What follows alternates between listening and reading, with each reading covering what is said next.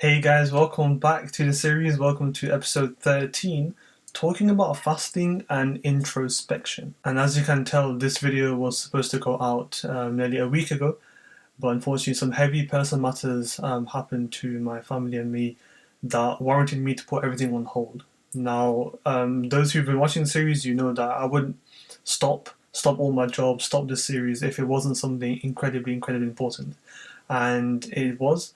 And I'm glad to say that things are a bit better now, and so much so that I can now continue with the series and make all the videos that I wanted to make this week now. So you'll see episode 13, which is this one, 14, 15, and 16 today, which is, I believe, Saturday when I'll release these videos, and the next four will be on Sunday. So the idea is by Monday, which is in 2 days' time, we should be back on track with this series. So I want to say sorry for those who've been watching the series and you may have look forward to this week, which hasn't been any videos. But do rest assured, all of the videos that you wanted to see will now be shown across this weekend, so you haven't missed anything. You can binge watch if you wanted to this weekend, and then we should be back on track, all things going well, back on Monday. So thank you for sticking with me, and apologies if you were looking forward to it. But there are things, unfortunately, sometimes more important that requires our attention, and for all of us. Unfortunately, it was my case this time. But in any case, let's carry on with today's episode, looking at fasting and introspection. As we've now obviously well reached over halfway during Ramadan, and obviously one of the main reasons why I decided to make this series, I wanted to stop and pause and kind of reflect about why I've done this series, and also why I feel fasting is so of a powerful reminder, not just a powerful tool. Now, you've seen me go on about fasting for many benefits, against the conditions I mentioned in week one, about how it affects our mind and our brain in most of week two, and that is well and truly useful. It is well and truly needed. But I think it's really important for us to take a moment to reflect on those who fast not because it is a benefit, but because they have no other choice.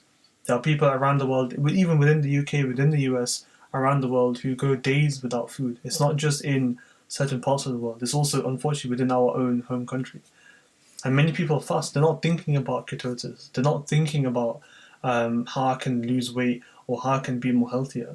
They don't have any shop to go to, they don't have any supermarket to buy food, there's no app that they can click on to deliver food to them. They have to search for food for days, for water for days. So there are many people, unfortunately, who do fasting not out of choice, but for survival. They have no choice. And I think it's really important to remind myself, and hopefully you all who are watching, to reflect and ponder on what we can do for those who are less fortunate. For Muslims during Ramadan, it's really good to do forms of charity. And I'm hoping to remind all of you, whoever you are watching, for any walk or background, to have a think and ponder over what can I do for those who unfortunately fast because they have no choice. They haven't seen a meal. They don't know about a diet. They haven't seen a three-course meal in their lifetime.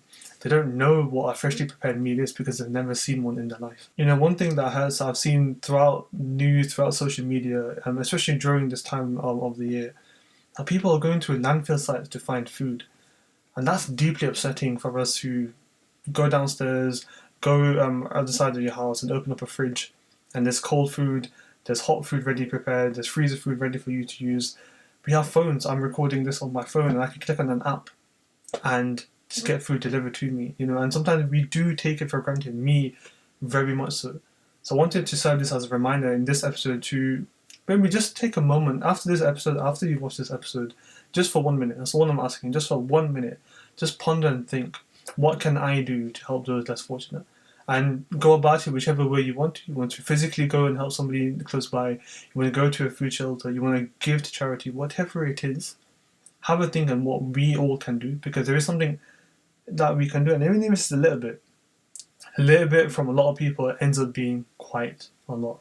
So when I think of fasting, I'm always thinking of gratitude as well, because the food that I have, even though I've been fasting for 18 hours or 20 hours, I still can look forward to a meal, a hot meal, and some fluids to drink. Many people don't even get that chance. So remember, I'm fasting not just for Ramadan, for many reasons. Also look at it as, wow, somebody's doing this for their entire life, and they've never seen a three-course meal in the day. They never had breakfast, lunch, or dinner in their lifetime. And some of them may have had it, and then for whatever reason, things have been very unfortunate for them, and now they're on the streets or searching for food. And I think we all can do our little bit where possible, and I'm reminding myself to do so, and also, if you can, have a think. What can we do? And if you want to give something, please do. This is not sponsored. There's no charity in the description box that I'm linked to. It's just wherever you can. It's just a reminder in this episode about fasting and introspection. So I'll leave it here, and I hope to see you in episode 14 for this Fun Facts About Fasting series. Take care.